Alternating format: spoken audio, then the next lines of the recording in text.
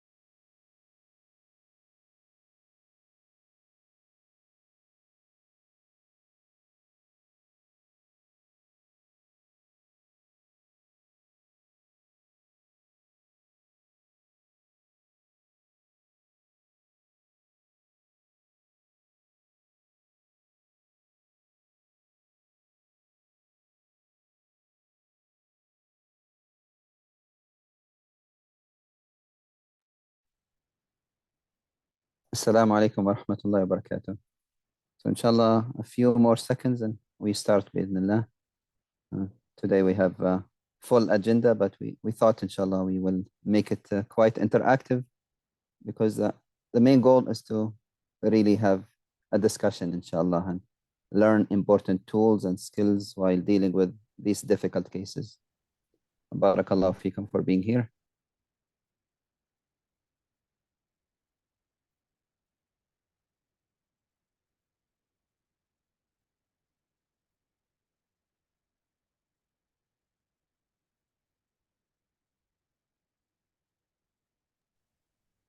Okay, I think we should start inshallah. Bismillah ar-Rahman ar-Rahim. Alhamdulillah wa salatu wassalamu ala Rasulullah. Inshallah, you can hear me okay? You can see the PowerPoint? Alhamdulillah. Yes. So inshallah, the theme for today is it takes a village. It really takes an ummah to support one another during especially times of distress.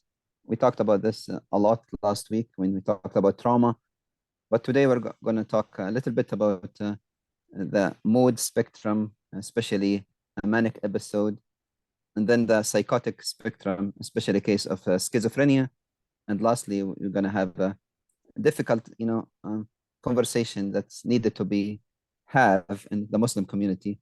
Sometimes there are taboo and stigma issues. Many of that has to do with the cyberspace and our relationship with technology. So we're gonna explore a case of addiction to pornography, inshallah. So, but inshallah, because we want to do this as an interactive as possible, we're gonna jump very immediately to the first case, inshallah.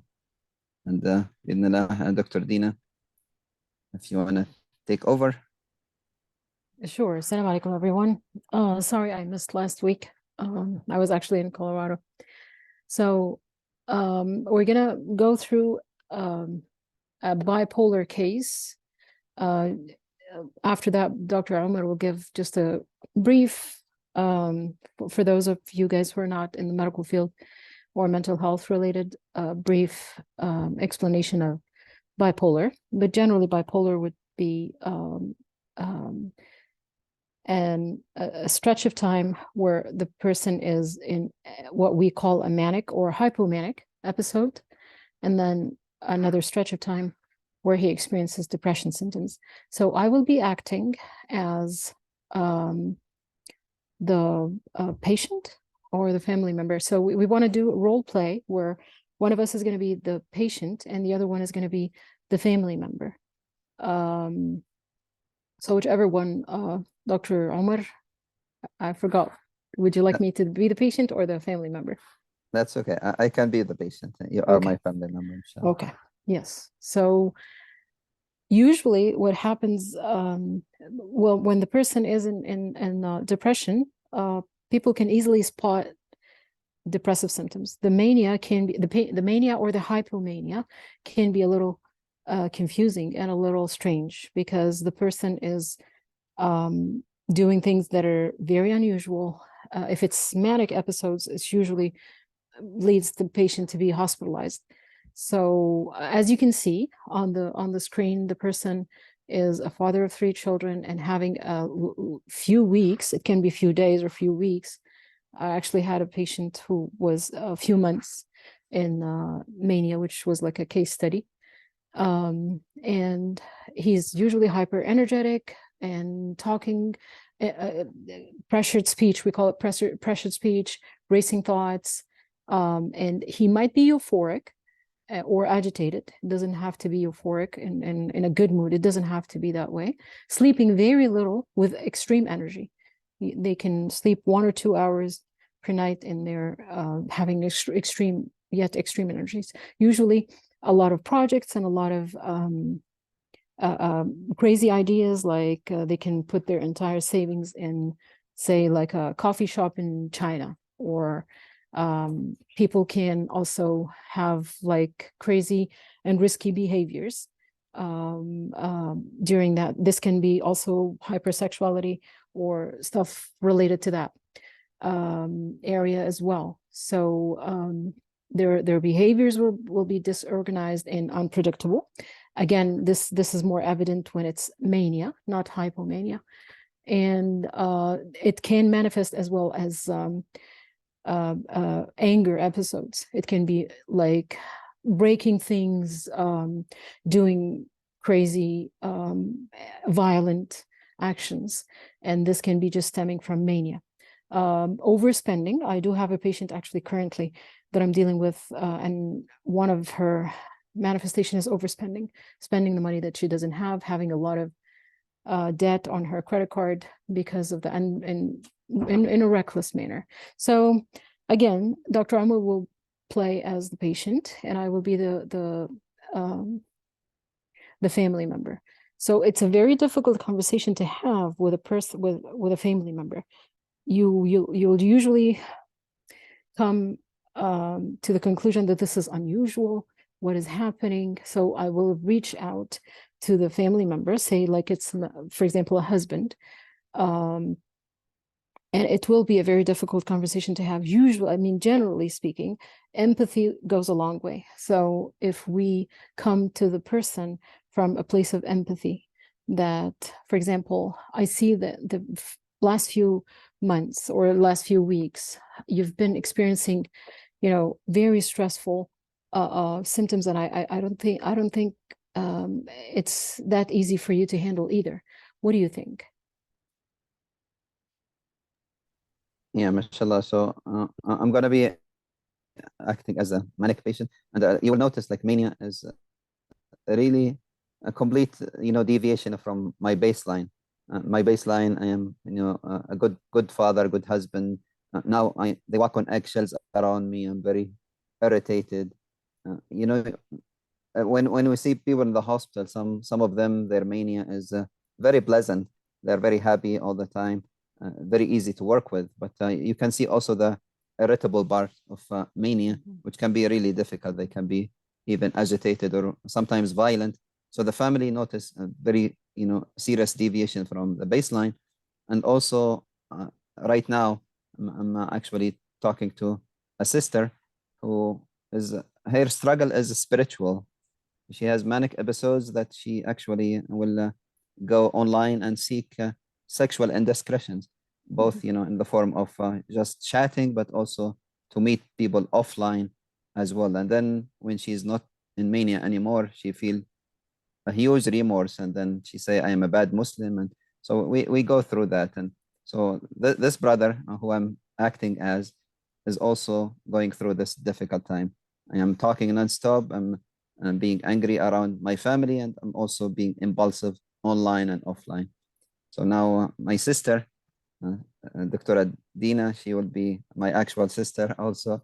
No. She's trying to just support me through a manic episode, inshallah. And all of you, inshallah, we're going to open it up for debrief.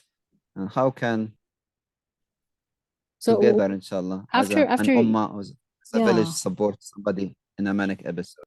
after you guys got an idea, for the sake of time, let's see what do you think is the main goal here, and what do you think? How do you think you can approach a person in such condition? Let's get some feedback from y'all.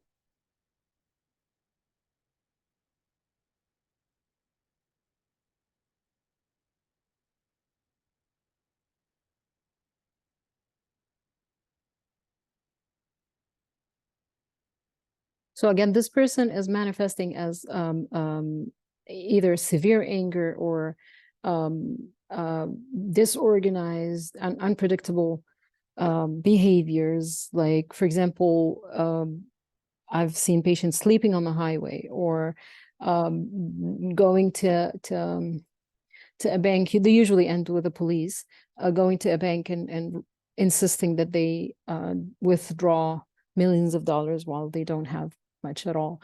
I've seen people just wandering around, and not, the family can't find them because, again, I've seen patients running towards the sea, like the actual sea. And again, how would you think, the intention here is to help sharpen the skills of you guys of how to deal with that. What is the main goal, and how do you think you can approach a person in that condition? Brother Khalid, unmuted. Yeah, sorry. Just quickly, for an example or two that you mentioned, the person going to the bank asking for huge amounts of money. You don't have that much money, so approach it. Why do you need the money? Try to understand what exactly is going on. You need a mil or 10,000 or something where you have only a few thousands or something. Ask what's going on, what's the need, what's the desire, how urgent is it, what exactly is behind the scenes. So the thing is with mania, and as we're going to see also with psychosis, trying to rationalize with the patient is not really going to get us anywhere. So in order to rationalize with a person in a manic state is really not going to get us anywhere, because he's really not basing his behaviors or his thoughts or his actions or anything on any rationale or any good judgment. In mania, he's experiencing extremely racing thoughts. He's experiencing pressured speech. He's not really in his normal mind. So trying to rationalize is really not going to get us anywhere. Beautiful answer, though, because that's exactly what we want. We want to know what to do and what not to do. So trying to rationalize is really not going to get you anywhere.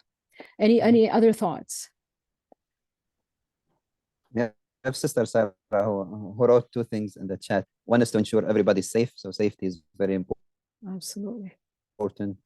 Not suicidal, not violent. And then also to show empathy, which empathy sometimes means you have to go with the flow and not confront the unrealistic or irrational behavior or thought heads on. You can just work around it and try to just show empathy and not necessarily agreeing with their position. And safety, that's correct. This can mandate sometimes calling the police. So if a person is totally out of control, and the police is used to that. So I rotated at HCPC, the biggest hospital now, I think, nationwide for mental health. They're used to that. They bring them to the hospital. They don't take them to jail. So they know what to do. Like it's not like, you know, they're going to end up in jail necessarily. If they're doing like, we had a patient who was breaking his mom's TV and breaking things at home and what have you. The mom informed the police that he needs to be in the hospital. It's not like he's violent out of his normal self. It's not like his normal behavior. So safety, which can mandate taking the person to the hospital with the police, calling the police in, if that's the case. But what if he's not at that level? What if he, you know, this person is, you're seeing the start of it, like you're not seeing the full-blown mania, or you're seeing hypomanic behavior, which means also extreme energy and lack of sleep, crazy projects, and you know, maybe hypersexuality or behaviors that are unusual to the patient. What do you think? How do you think you can approach them? Tell me what you're going to say, actually.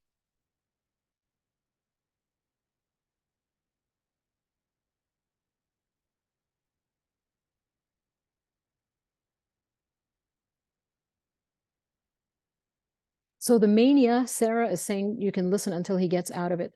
Mania can unfortunately, it can stay for weeks, and it can stay for months. As a matter of fact, again, there was this case study of a kid who, when I was there rotating there, it's been like 6 or 7 months he's in mania. And again, this can compromise his safety and other people's safety. So it's not a matter of he's a little bit angry now and he's going to calm down. It's not like that, unfortunately. Yeah, I will share one. It might be an extreme case, but I mean, it was very rare that we actually published it. That the patient was in mania for several weeks, like non-stop. She didn't sleep a single minute, and we had to send her to the intensive care unit, the ICU, in order to induce sleep, giving her you know, powerful medications. And she couldn't actually treat the mania until we did what we call ECT, or electric shock therapy, which sometimes is a last resort. But it was extremely exhausting for the staff. So the staff were rotating every 15 minutes. Only they can handle her for 15 minutes. Lots of sexual energy. Every time she sees me, she calls me Dr. Ramadan for some reason. She's like, Dr. Ramadan, and let us run away. Let us, you know, get married. Can you kiss me? Can you touch me? And all of that was extremely exhausting. And it was very fulfilling when she recovered. And but that was extreme case. I think right now we are talking about somebody, maybe, you know, in the community that, you know, that's not really who they are, but they're showing severe deviation from who they are. It will be nice. That's why we call it, it takes a village, it takes an ummah.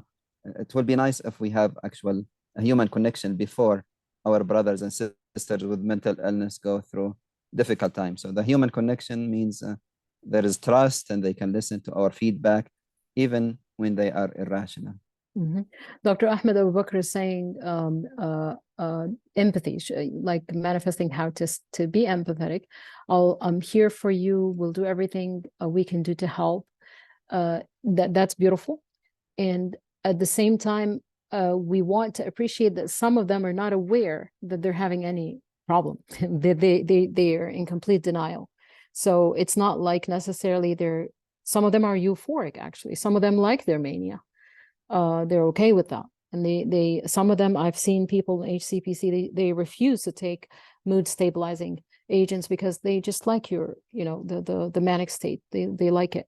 So one of the main goals, if the person is in actual manic episode, because this is, again, is a risk for his safety, is to get the professional help that they need. And if we reach a full-blown mania, again, this mandates, a lot of the times it's going to mandate hospitalization. So to be empathetic and to make the patient feels that you're in his side, and that you're concerned, though, and at the same time slowly move the patient to accepting either hospitalization or at least seeing a psychiatrist.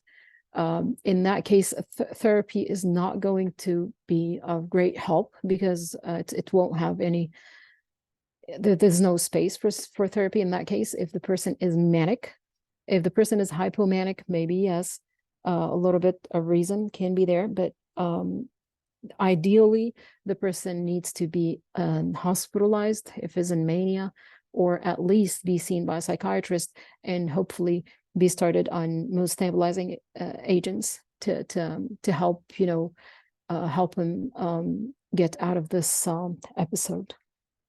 So that will be the ideal approach, empathy, and trying to slowly convince the person to receive some help.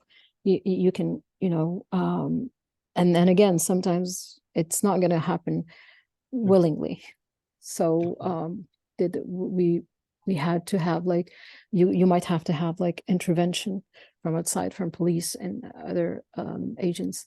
So Dr. Omar, do you have any other comments? Yeah, I mean, just one thing, because mashallah, the brothers and sisters in this space are from all over the country. I would say our relationship with the emergency services is very, very important. Sometimes you don't have to call 911. You can call the non-emergency number and ask for the crisis intervention team, which usually has a police officer in the back, but has like a social worker or a clinician in the front. So sometimes people don't have a trusting relationship with the police, and some areas in the country, police actually use, severe measures, and can lead to somebody being labeled as violent, might end up in actually being shot at or dying by, not necessarily suicide in this case, but some people, they might become even suicidal and confront police in their state of mania. They think they're invincible. That's why I think the relationship between the Muslim community and all of the government agencies is very important. Yes, yes.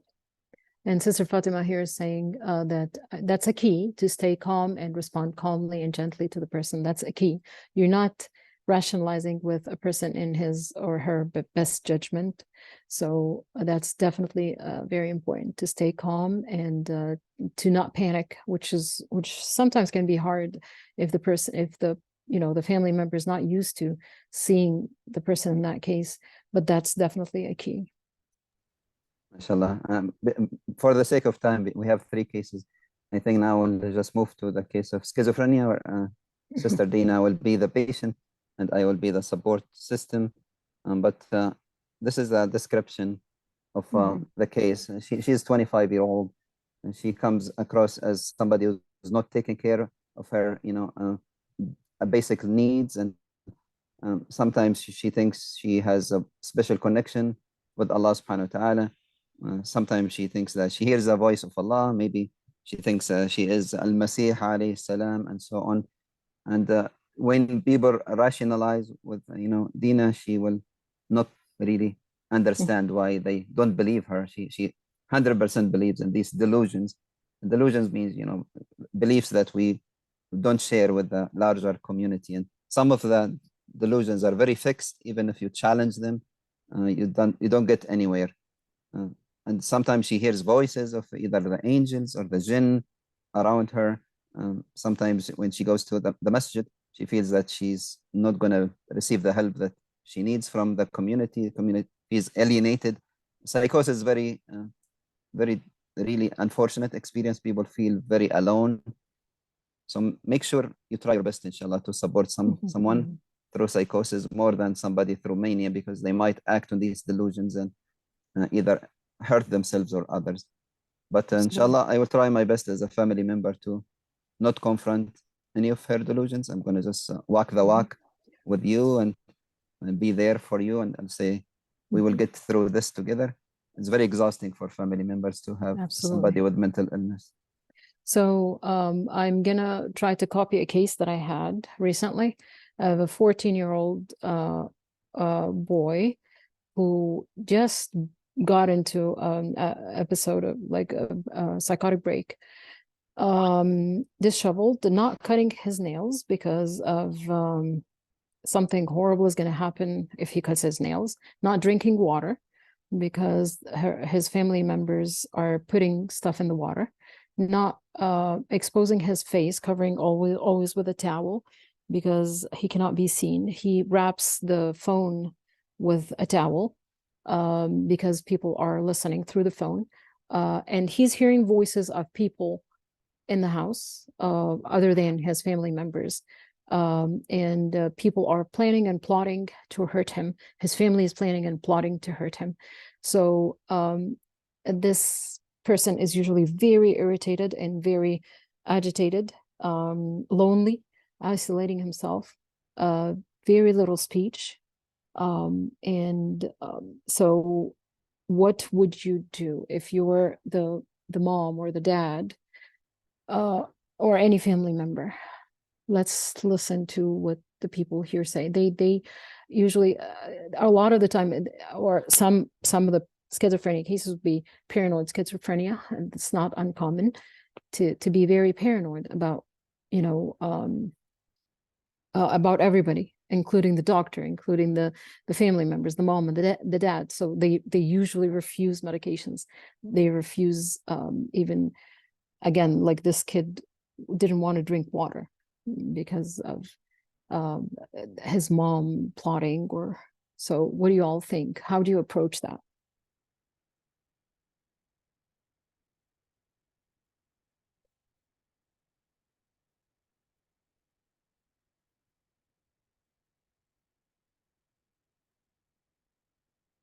So let's think along the lines of the mom or the dad. What would you do for a child who's showing these symptoms? How would you approach him? It is a tough one. It's horrible, actually. And the scary part of psychosis is that it can be a lifelong diagnosis. I mean, we always hope when the person starts in a psychotic break that this is temporary, and we hope that this is just a psychotic disorder, and it ends hopefully in a month or so. But a lot of the time it's not. And we look for triggers also, and maybe deal with the triggers. So the like for this specific case, the kid had moved countries, changed cultures completely. So we did advise the family to move back, because that was a very obvious trigger for the case. Yeah, there is room to force treatment, and unfortunately, this is actually what had to happen for this child. Forcing him to drink, Sarah, it's really hard. They gave him options. You can give him options to drink. What do you think is safe to drink? So again, we do not rationalize, because there's no rationale here. There's no judgment. So you ask him, so what do you think is safe to drink? So you try to give him something that's going to keep his fluids. And again, try to go with the flow until you're able to hopefully convince him with his own logic to see someone, or to trust taking a medication. Unfortunately, in this case, he had to be held down to get injections or antipsychotic medications. You can definitely, I mean, generally the approach can be just trying to calm the person down first with simple medications like hydroxyzine, or something that maybe this is going to go away. But if it's a full-blown psychosis and it's long-standing, then unfortunately the medical intervention had to be more severe and harsher.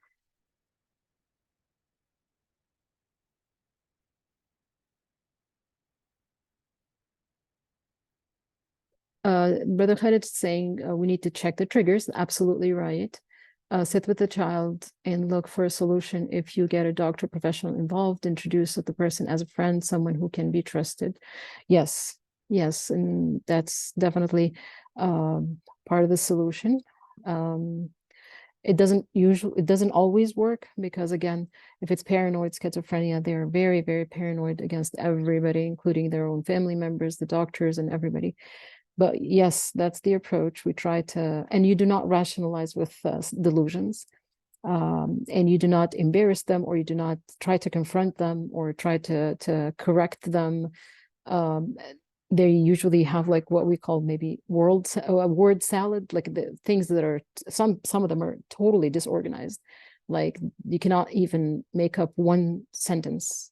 A lot of the time, we need to check if they have thoughts of hurting themselves or others, and we take them seriously. We cannot say, oh, he doesn't mean it. No, if they say they have thoughts of hurting themselves or others, and like when the person says, for example, I hear voices. So what are they? You ask them, what are they saying? Are they soft or they're loud? When do you hear them? Are they bothering you, or are they good? Like they're telling you good things. And with medication, I've seen patients saying that the voices are becoming softer and less frequent. So do they make you scared, or do they make you feel otherwise? Are they telling you anything specific? Are they telling you to hurt yourself? Are they telling you to hurt somebody else? We go with the flow very calmly and very moving along with whatever the patient says. You just try to gain as much as information as you can without confronting their delusions, or and just trying to get information, not definitely not showing any facial expressions that you're surprised, or this is completely delusional, this is absolutely wrong, how could you say that, I wouldn't ever hurt you, stuff like that. You're not there to confront their thoughts.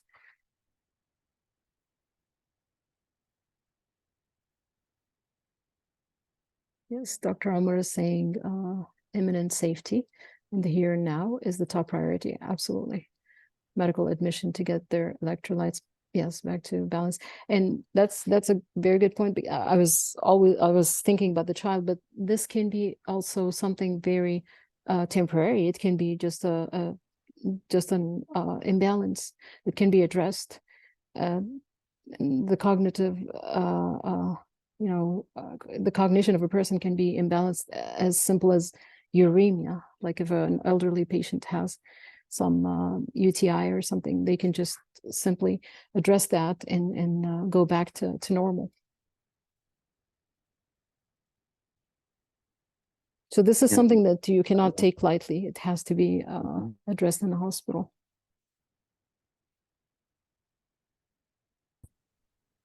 And we don't have 100% cure for some of the severe mental illness. And what breaks my heart, usually in the very young children, we see severe cases like of autism, and where children are not really functioning. And the other extreme of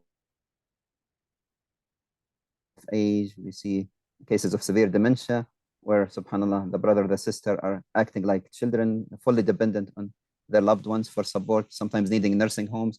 But when it comes to the adults between 18 and 65, I would say schizophrenia maybe is the most challenging diagnosis, and we don't have 100% cure yet.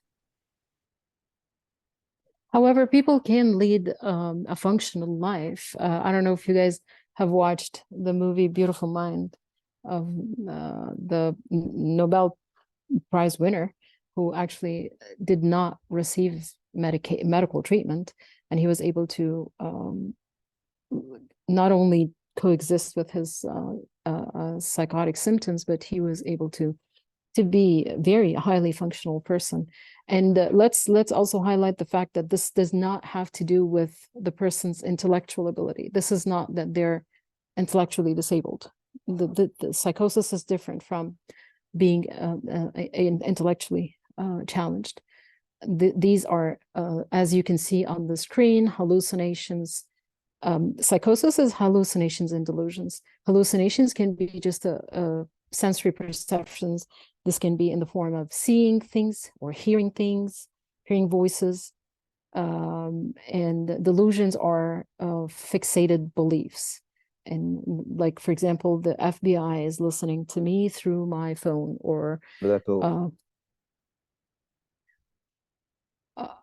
combat stigma. So sometimes people are called, they are crazy, they're nuts, they belong in, the mental asylum. And so inshallah, we try not to do that, because it's very, very important that we break the cycle of stigma. So be very gentle with the use of words. Is very, very can be taught. Yeah. toxic.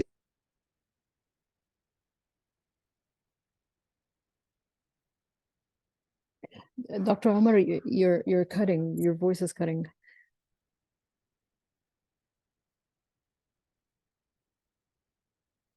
And you're frozen now. So that's a very important point, which is to be very careful of how to talk to the person himself, like, again, not challenging their delusions, and at the same time, not asking, like, after the patient recovers, hopefully from, or the psychosis gets kind of under control, it's very important how you're going to handle that afterwards. You cannot just keep reminding them how horrible, you know, they looked, and how no, just include them back in the community, and include them back in the family, and act like, you know, it's like any other illness, and we're addressing it by medication. We don't have to keep reminding them or keep talking about it, or just it's an episode, it went away, it's fine. And I'm talking about like actual people in the community who are, you know, I remember one of the sisters in the middle of a very big event in the masjid, she just started screaming and yelling and doing this and doing that. But after that, you know, it's really important to educate the people around her that this is an episode, it went away, it's fine. Let's, you know, reintegrate these people in the community. Normally, we don't have to ask that many questions. If they're not family members, they're not taking care actually of that person, don't ask too many questions, just include them. If they're be there, be available if they'd like to talk. If not, just you know, act normally, and don't be too intrusive, I'd say, and be available, be empathetic. Yeah, mashallah. And as you know, like, you know, رفع عن أمتي الخطأ والنسيان وما استكره عليه.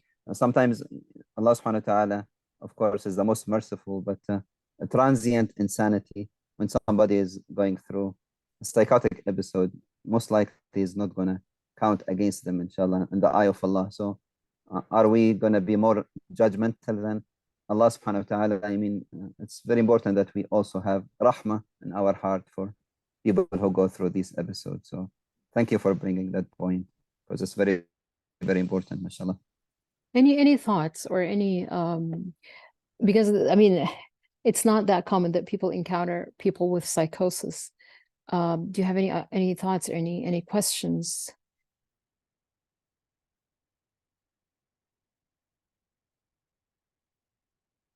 This is a very quiet group.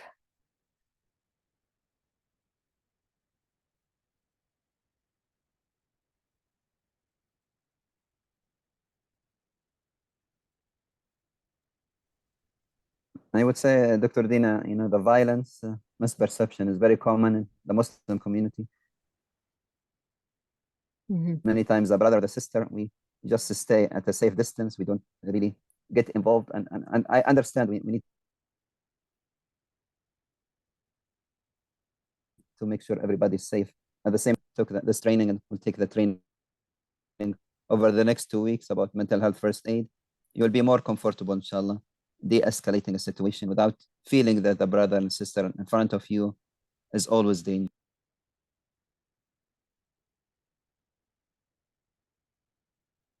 We have a question here: how the community at large can accommodate this patient with such behavior. So when like Dr. Omar mentioned, when the person is actually experiencing a psychotic break, it is the best approach is to have this patient be admitted or seen by a psychiatrist at least, because I know in some other countries they tend to not medicate and give the person a chance to hopefully recover on their own. However, I don't think that's the common approach here. So the first thing is to this is not a mild symptom. It's something that needs to be taken very seriously. So the family should intervene and immediately try to address it with a professional, and professional meaning a medical doctor in that case, not a therapy, not a therapist. In order to and again, safety is number one. These people can be hearing voices that that are telling them. And there are several cases that you heard, like Andrea Yates back in the day, who killed or her 4 children or others. And I mean, it's not uncommon at all that I encounter psychotic patients saying that the voices are telling them to hurt themselves or hurt others. And I've seen patients saying that the voices are identifying certain people to hurt. So that should be taken seriously, and these people should be admitted until this subsides. To answer the question, Dr. Ahmed, they need to be hospitalized basically, and most probably they will be put under antipsychotic medications and other medications too until this is under control. How to make sure people around him or here understand that is a psychological problem without breaking the confidentiality of the patient. Dr. Omar? Yeah, I mean, that's excellent question. I mean, we don't want, to betray the trust of any of our community members.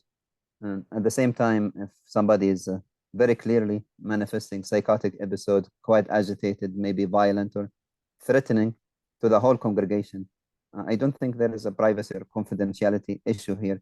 I think safety will override that.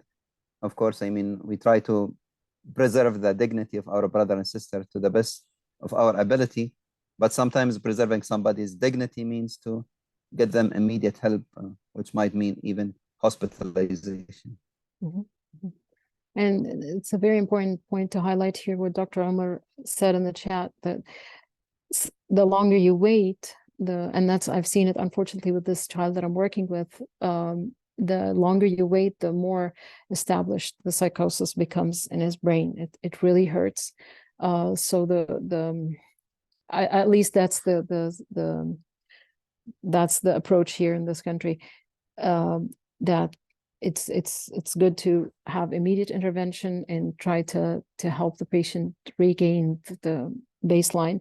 Maybe this is just because not every psychosis will end up to be a schizophrenia case or schizoaffective.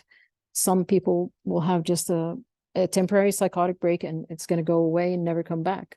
So that's what we hope for.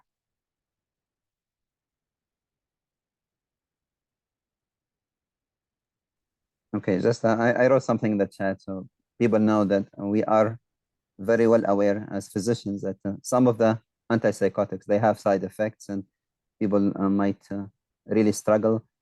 I would say right now the benefit will outweigh the risk. It's very important to save somebody's life or make sure that we preserve their dignity, and then we can worry about them gaining weight or having higher cholesterol or having a sexual side effect later, inshallah. And most people don't need, some of our medications, you don't have to take them for life. I know for schizophrenia and bipolar, that's the recommendation. They are lifelong medications. But subhanAllah, knowledge is something that's changing very quickly. Alhamdulillah, we have many interventions that are promising in the near future, inshallah. But let me move to case number 3 because we, inshallah, have a rich discussion about some of the difficult conversations happening inside of our community. In this case, it's a brother who is a hafiz of the Quran. He really goes to the masjid very regularly, but before coming to Fajr, he spends the whole night watching pornography. So how can we help this brother through that kind of behavioral addiction?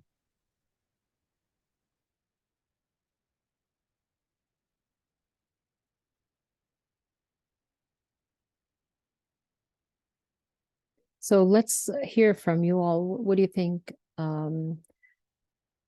What's not to do and what to do? What do you think can be done? What do you think is a wrong approach to that?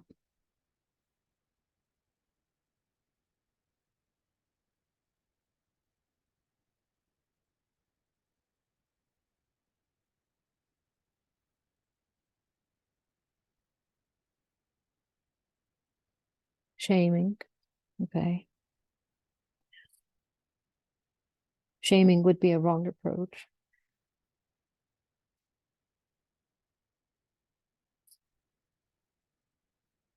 So when we need to, I guess in that case, it's good to assess the actual magnitude of the problem. Is it really addiction and like it's out of control, or is it something that you know, just a temporary thing, and it's not like something well rooted in this person's life? So we need to assess how deep the problem is and the magnitude of the problem. Triggers, yes. So this can break homes, and I've have a patient actually currently who had the issue with her husband, and it definitely breaks homes.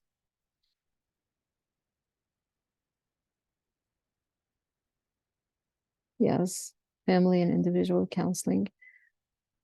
Wrong approach, confrontation; right approach, distraction, like exercise.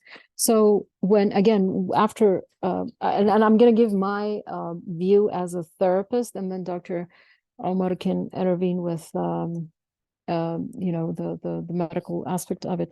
So when I have people with any type of addiction, that can be alcoholism, it can be, I worked with tobacco treatment people at MD Anderson, or alcohol. I'm currently working with alcoholic people, and any kind of addiction.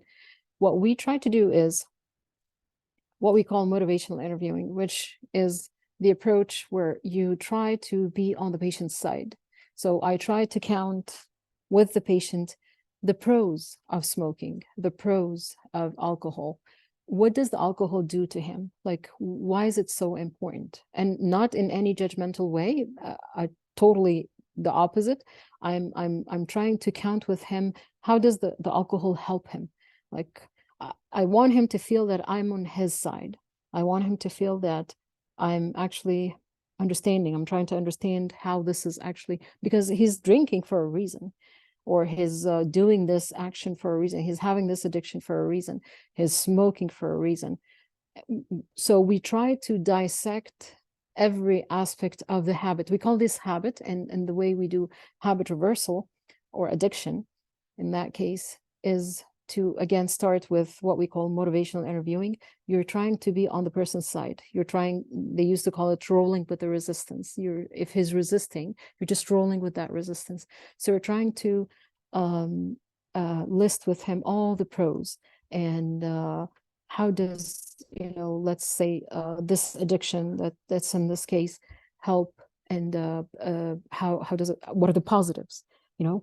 And if they're too ashamed to say the positives, you can help them and list the positives with them, and try to because there are things that that's making this habit continue, right? Reinforcing that. So we do that, and then we come to the price. So what is the price that we're paying here? And the strongest approach, or the better approach, is to allow the patient themselves to list the price that they're paying. You're not lecturing the patient. You're not educating the patient on how horrible that is, and how shameful that is, and how much this is going to break your home, and this and that. You want them to conclude what you think is going to be the price. Why do you think you reached out for help? The person is not going to change unless they want to change. So that's why motivational interviewing is very powerful. And I've seen it work with patients amazingly, because when the patient feels heard, when they feel that you're empathetic, they themselves start to question. And I've seen it, it's amazing. I've seen it. I first got involved with that again with the tobacco treatment program at MD Anderson. And I've seen patients, I remember a 74-year-old businessman who told me, why would I even stop smoking at this age? To increase my life with a couple of years, I don't need them. And I continued to, he had actually Berger's disease, for you guys who are in the medical field. So he was cutting his toes one by one because of his smoking, yet he was continuing to smoke. So with that, I didn't argue. I did not, you know, tell him, well, what do you mean? Like, you're losing your limbs. Why would you say that? This is hurting you. I didn't do that. So I would just listen to him and agree kind of with him. Not agree necessarily, but make him feel understood, make him feel heard. And then this patient, long story short, stopped smoking in a few weeks because he decided to do that. So if you're interested, there's something called the change theory. There's stages in the change, right? Pre-contemplation is where the patient is not really thinking that he has a problem at all.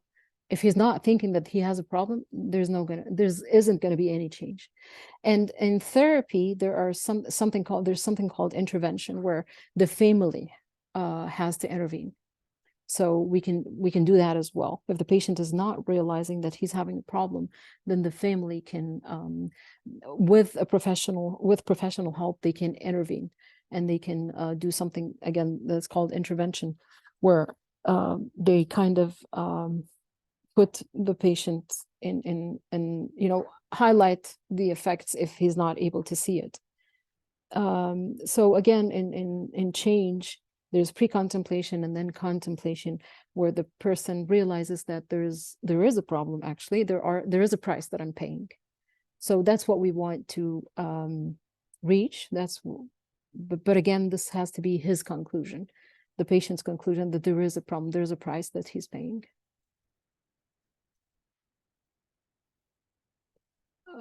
ABA meaning behavioral analysis. So the rest of the approach, now we're working on the cognitive aspect. And yes, there is behavioral intervention after that. The behavioral intervention would be, it's always any habit, any addiction. And I'm not an expert in addiction at all. I'm just talking about the few patients that I dealt with, whether with alcohol or similar to this case. You try to introduce what we call competitive behavior. You try to introduce, like, for example, so you dissect the habit and see what time does it happen the most, how many times a day, how long, what are the triggers, and how does it affect the person, again, the pros and cons. And then you try to attack the habit from the behavioral aspect as well. So the behaviorally, you try to introduce what we call competitive behavior, something that's not going to be, it's going to be incompatible with the maladaptive habit. Like, for example, we have people who have nail biting. So we try to kind of find something that they can do with their hands when they have the trigger. So you need to identify the trigger first, and then you try to, and the first step is to bring that trigger and bring that feeling, that urge, to their awareness. After you cognitively move them from the pre-contemplation to contemplation, then you try to try to go through the process with the patient behaviorally as well. Yes. The 12-step program. Yes. Yeah, mashallah. These are all wonderful tools and tips, and it's a multifaceted. I mean, sometimes we need to know what really is causing the root cause of the anxiety. Maybe there's even trauma in the background. Maybe there's a lack of human connection, and so subhanallah, that's why it takes a whole village, takes an ummah to heal an individual. And addiction, some people look at it as a biological or social or psychological or even spiritual aspects, and I think it's comprehensively we need to look at the body, the mind, the heart, and the soul when we, inshallah, try to help these brothers and sisters. And there is compulsive behavior, there is a loss of control. Sometimes we see people, they continue to use despite the severe consequences, like facing divorce or losing child custody or losing their job and so on. Sometimes they're even their reputation, like the brother who is leading people as an imam, at the same time he's struggling throughout the night with watching pornography and so on. So subhanallah, being supportive is very important, giving people hope, and of course refer them to the therapist at the same time, maybe work with the imam, or around their remorse and guilt, and feeling ashamed and so on, because the door of Allah is always open, alhamdulillah.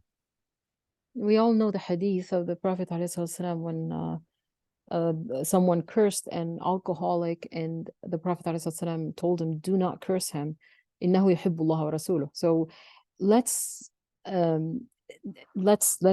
contemplate the fact that not because the person's sin is overt, like say for example homosexuality, or they're committing adultery, or their sin might be huge in the eyes of the community and overt, yet yours can be concealed, but we're all sinners.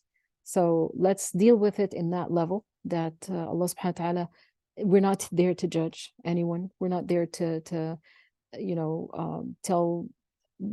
assess his sin is bigger than my sin. We don't know, really. So my heart that can be full of riya, la qadar Allah, or kibr, or arrogance or whatever, can be way worse than the person whose sin is confined to just that. So it's important to have that in mind and to deal with people with that attitude, inshallah.